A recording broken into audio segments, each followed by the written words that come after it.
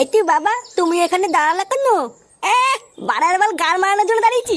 শোন লেওরা, আমি যতক্ষণ না আসবো এখানে চুপচাপ দাঁড়িয়ে থাকবি, ঠিক আছে? আমি এক্ষুনি সামনের বাড়িটা থেকে আসছি। আমি কি এখানে একা একা দাঁড়িয়ে থাকবো নাকি? আমিও যাবো না।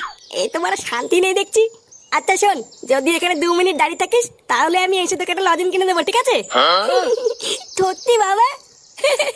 হ্যাঁ বাড়া হ্যাঁ। আচ্ছা আচ্ছা বাবা, ঠিক আছে। যদি ভয় দাঁত কালাচ্ছে দেখো।